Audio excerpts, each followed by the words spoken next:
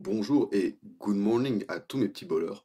On se retrouve pour une petite vidéo à format court sur le centre d'entraînement de Chelsea. Comme vous pouvez le voir, je suis en direct de Cobham et suite à cette petite réunion, je me suis dit quel serait le mercato idéal de Chelsea.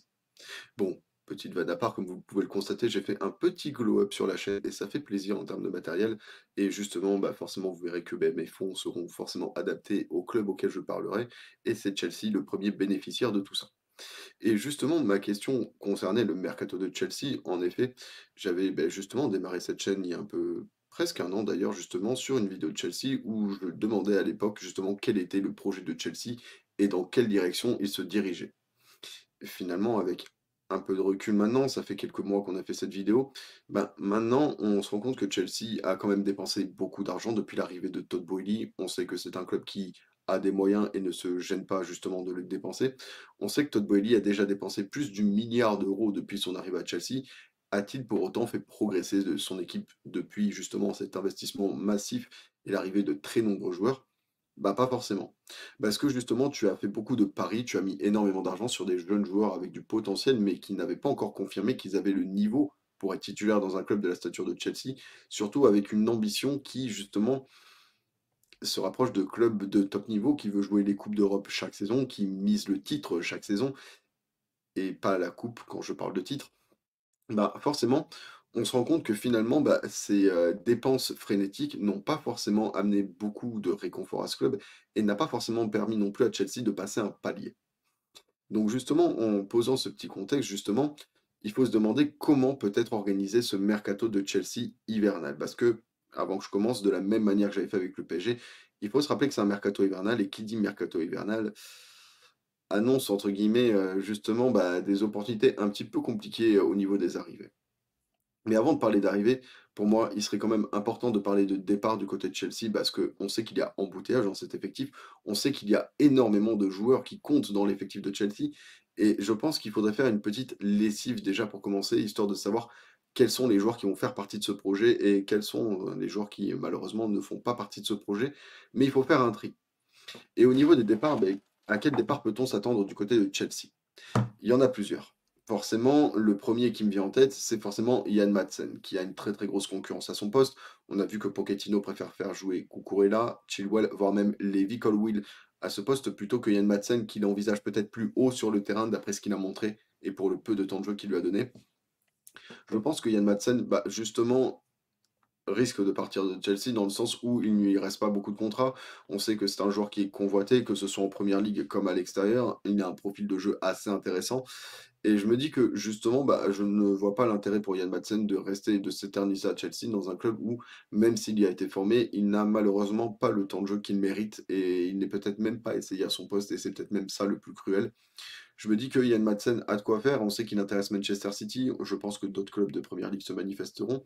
Et je suis d'ailleurs étonné que le PSG, en recherche d'un latéral gauche, ne s'est pas positionné sur ce joueur. Mais je pense que voilà, Yann Madsen, malheureusement, a très très peu d'avenir dans cette équipe de Chelsea. Et je pense que pour son propre avenir, il serait mieux de se trouver une nouvelle destination. Quel est le deuxième joueur que je mise sur un départ? Alors bon, c'est pas que je le mise forcément, mais bon, il y a forcément les rumeurs qui ressortent, donc je suis obligé d'en parler. C'est Conor Gallagher, dans le sens où Conor Gallagher, bien que performant cette saison du côté de Chelsea, le problème n'est pas cette performance de cette saison. Je pense que justement, il performe et que ce n'est pas forcément normal quand on voit les joueurs qui l'entourent au milieu de terrain, quand on voit Enzo, Fernandez, qu'on voit Caicedo. Logiquement, Gallagher n'est pas censé être le milieu le plus performant, et on sait qu'il a une certaine valeur marchande, on sait qu'il intéresse des clubs comme Tottenham et comme Newcastle qui, eux, sont prêts à mettre de l'argent sur ce joueur. Et forcément, Chelsea, qui a énormément investi sur son mercato, enfin ses mercato plutôt, depuis l'arrivée de Todd Boehly, a forcément besoin de vendre. Ce n'a jamais été trop un problème d'ailleurs pour Chelsea de vendre, qui a toujours Chelsea a d'ailleurs été un très, très bon vendeur depuis, l'arrivée de Abramovich. Étonnamment, quand on voit toutes les sommes dépensées, ça n'empêche pas Chelsea de bien vendre et je ne vois pas pourquoi ça ferait exception avec ce joueur. Surtout s'il y a concurrence entre clubs de première ligue, tu peux facilement faire monter la note. Le dernier joueur que je mise sur un départ en ce qui me concerne, je pense que c'est Armando Broja, dans le sens où Chelsea va encore chercher un neuf. On sait que, Chelsea a déjà de nombreux joueurs à ce poste. Il y a aussi, déjà Nicolas Jackson qui a été recruté fraîchement.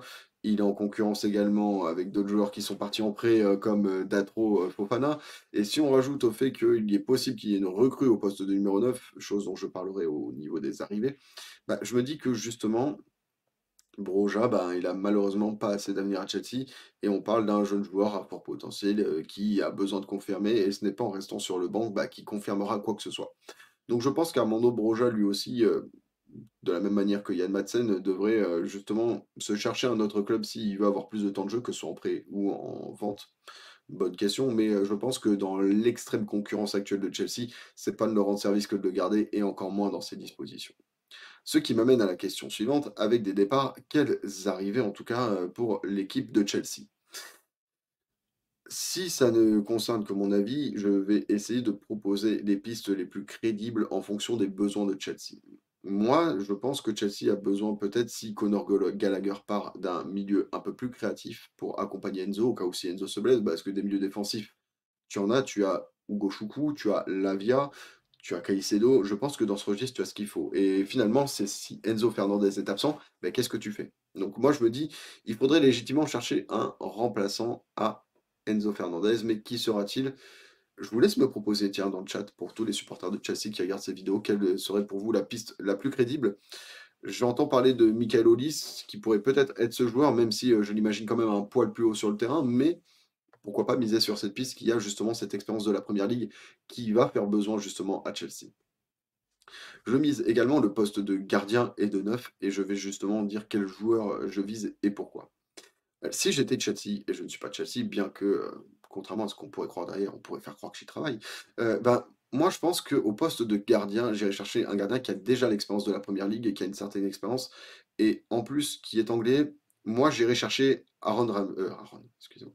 J'irai chercher Ramsdale. Pourquoi j'irai chercher Ramsdale? Dans le sens où Arsenal, il est moins en odeur de Saint-Étienne à son arrivée. En effet, Arteta préférait, rechercher Raya, plutôt que Ramsdale.